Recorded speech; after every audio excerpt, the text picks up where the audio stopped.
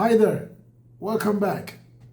If you are watching for the very first time, please hit the subscribe button.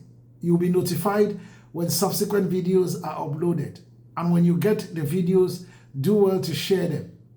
By sharing, you help us carry our sensitization messages to every part of our beautiful country, Cameroon. That said, we have two topics to discuss today.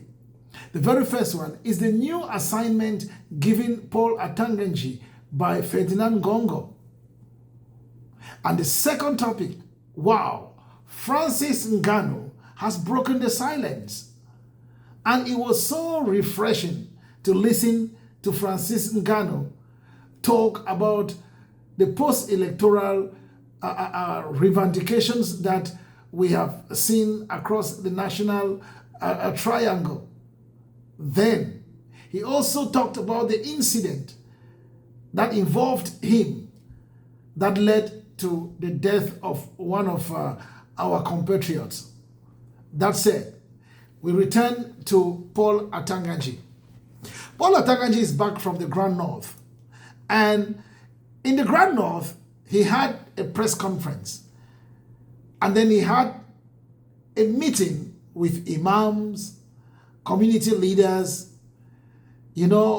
administrators, and all those who matter, the usual suspects. And during that meeting, Paul Atanga Nji told them to calm down their subjects, their faithfuls, their children, their communities, so that peace can reign, so that economic activities could kick off again. But in front of cameras, the message was that of bullying, intimidating as usual. Then he was in the littoral region where he went back to his normal self, intimidating, threatening, bullying Cameroonians. But that is not just all. Paul Atanga Nji has another mission. And that mission is to discredit the spokesperson of the government, Rene Sadi. Because he is the communication boss and by extension, government's spokesperson. But in recent times, Paul Atanga Nji has taken the functions of government's spokesperson. And who is behind that? Ferdinand Ngongo. Because Ferdinand Ngongo, as we gathered, is having an issue with Rene Sadi. By the way, Rene Sadi is one of those that they think is working behind the curtain with Issa Chiroma Bakari. Isn't that crazy? How can you put one minister against the other in the same government? That is to tell you how vicious these guys are. Now, it doesn't end with Rene Sadi. There is also the Prime Minister and head of government. And this is beginning to make sense now. You remember there was a time when the Prime Minister was on CRTV talking about the ongoing Anglophone crisis, trying to, water down the anger, not only of the fighters on the ground, but their leaders overseas and those behind bars. But what was Atanga Nji doing? Atanga Nji was on RFI, Radio France Internationale, saying that what the Prime Minister is saying is his opinion.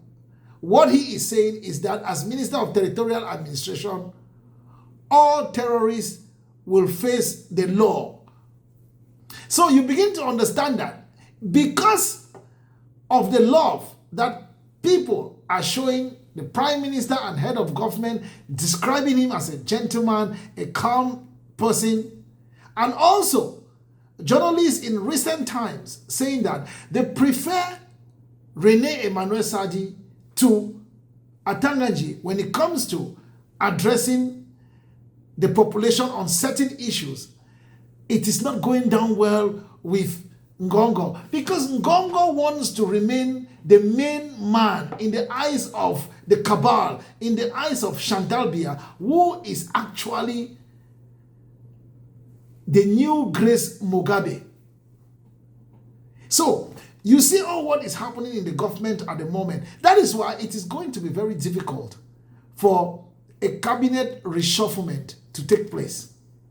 First, the newcomers to come in.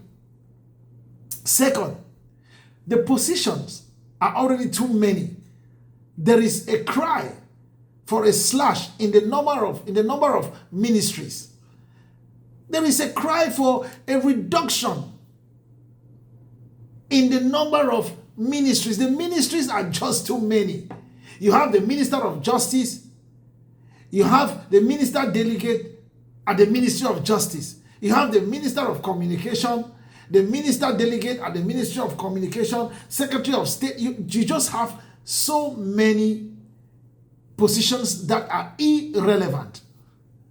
And so, there is confusion first on how to go about sharing the cake. But you see, the mission that the puppet, Atanga Nji, has been given by the puppeteer, Ferdinand Ngongo, to kind of relegate Rene Sadi to the backyard, thereby disrespecting him and always coming out to talk to the population, is one that is not helping the government. That's why, either consciously or unconsciously, these guys are the architects of their own misfortunes. And don't forget, I told you that Atanga Nji is the one who is going to bury that government. Because every time he opens his mouth, what comes out is garbage. Now, journalists are worried that his message in the Grand North and that which he delivered to the people of the littoral region are parallel. Of course, it's supposed to be parallel. Don't forget that in the littoral region, we saw how uniform officers opened fire and killed protesters. In the Grand North, they have been very, very careful. They have been very, very careful. And all of these is instruction from the king of the gang, the cabal, Ferdinand Ngongo. You see, in the Grand North, they know that if these guys are angry and continue to block the circulation, because it's not about the burning down of properties. No, that is not even the concern of the government. The concern of the government is the trucks not being able to go across the borders to go into Chad, the Central African Republic. The fact that onions cannot come to the central region, the south, and the littoral region. The fact that beef is becoming so expensive. That is the problem they are having. And they are trying to appease those of the Grand North. But those of the Grand North cannot allow the momentum to die. They have to keep putting the pressure on government. They need to continue blocking the circulation of not only goods, but even services.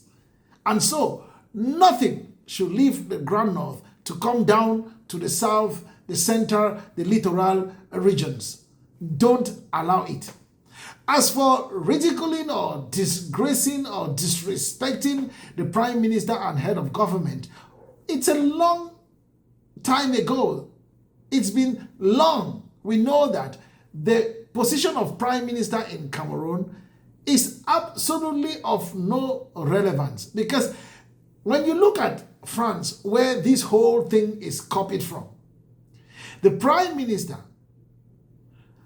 comes up with a list of people he wants to work with, and he presents it to the President of the Republic, and they will rub minds together and come out with a final list.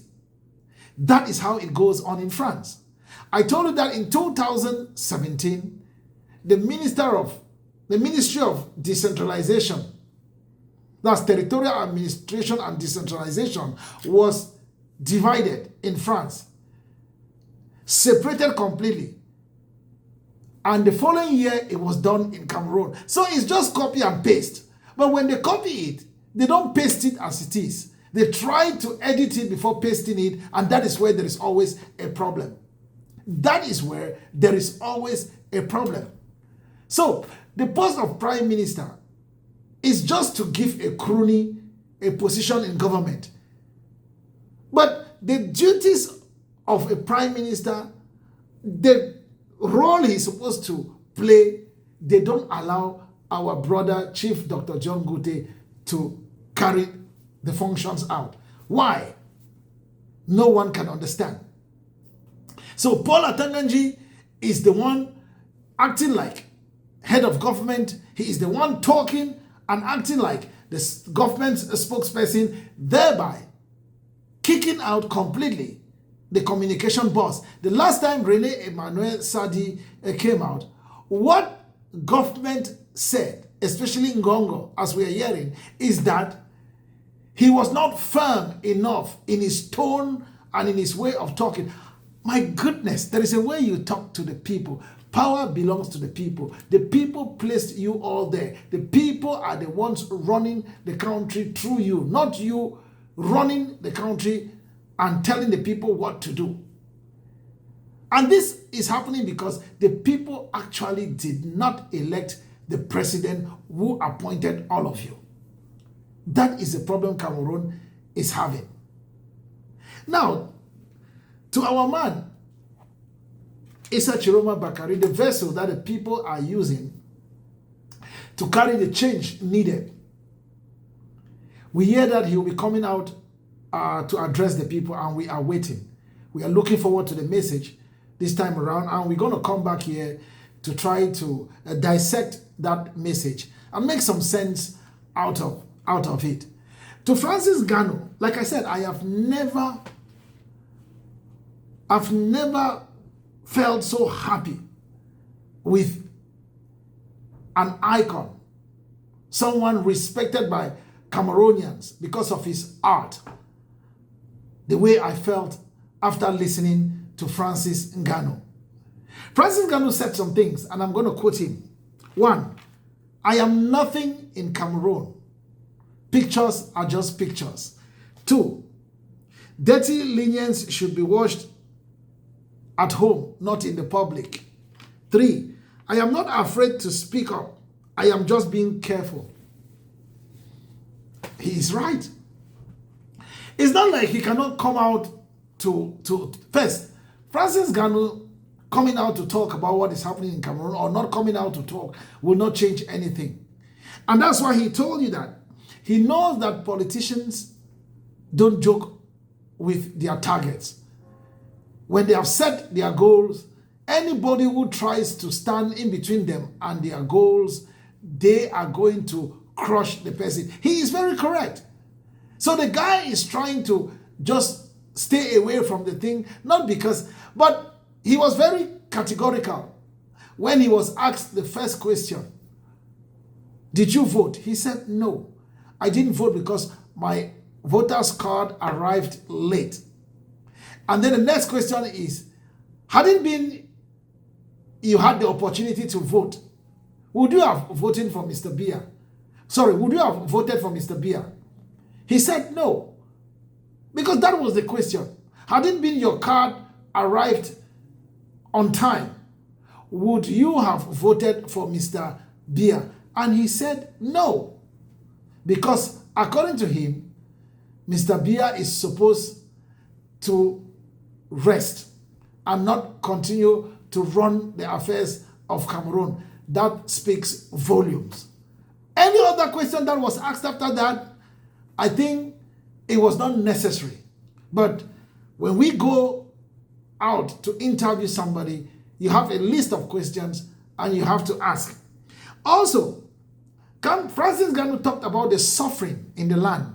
He said when he is in Cameroon and he drives around and he hears somebody is saying things are okay, the first thing he does is he looks at your vehicle, for those who have, and he's asking you, are you sure that things are okay? Do you drive on the same road that I drive on? That is to tell you the deplorable state of our road network. He also talked about the fact that when he makes a stop at the toll gates in the country and he sees the group of Cameroonians who are there, 3 different generations, young, not very young, and even very old, they are all struggling to make a living. It hurts. That's what Francis Ngannou said. And I felt so happy about it because he knows. And I think all of these things that he stated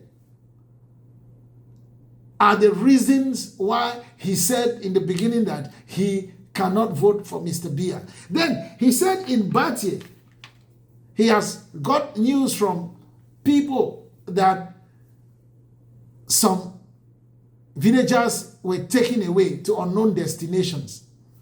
You see, the unlawful arrest and detention. What else do you want from Francis Ngannou?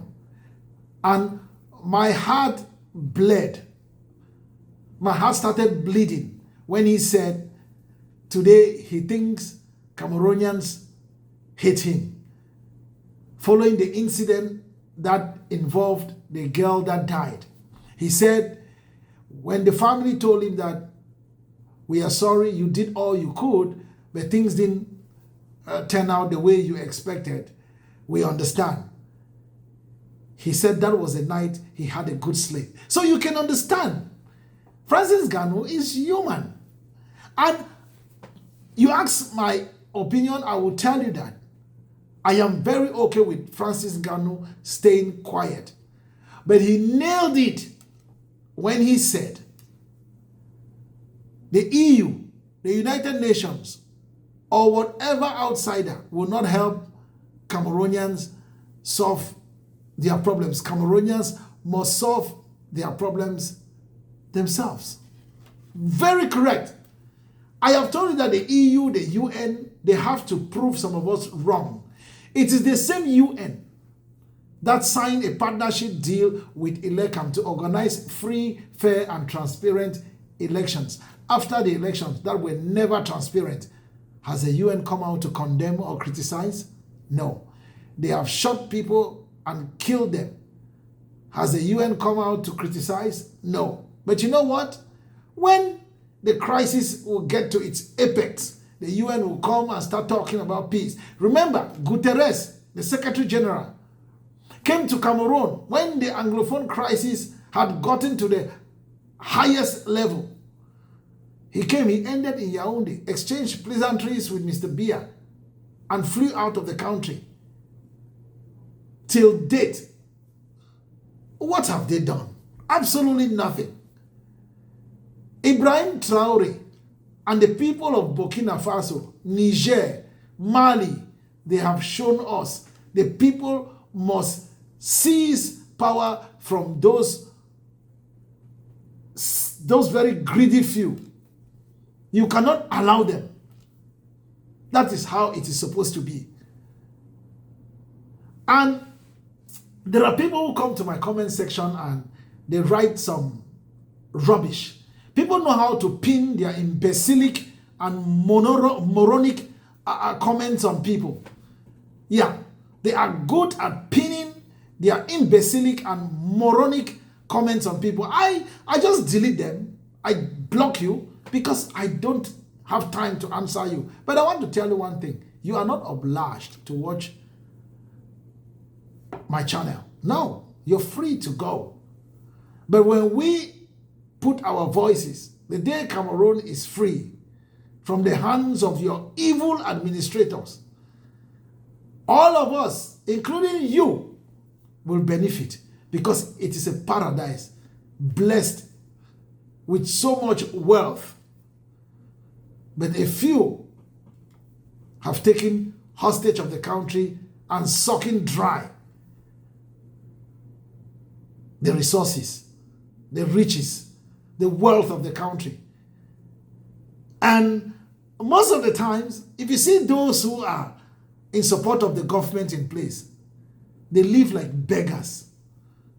They live like beggars because they are the people that you will see them putting on the t-shirt of the CPDM party and Mr. Biya, yet they give them bread, juice, whereas water and sugar to quickly invite diabetes. They give them 5,000 francs in an envelope. My goodness, you don't have a soul. You don't have a conscience. You are dead. You're just a dead man walking. That is the fact. You see a mother putting on the gown and is on the floor, drunk because of what? Beer. And after that, they don't see these politicians again. They don't hear from them. But time has a way of solving the puzzle. Inshallah, change shall come.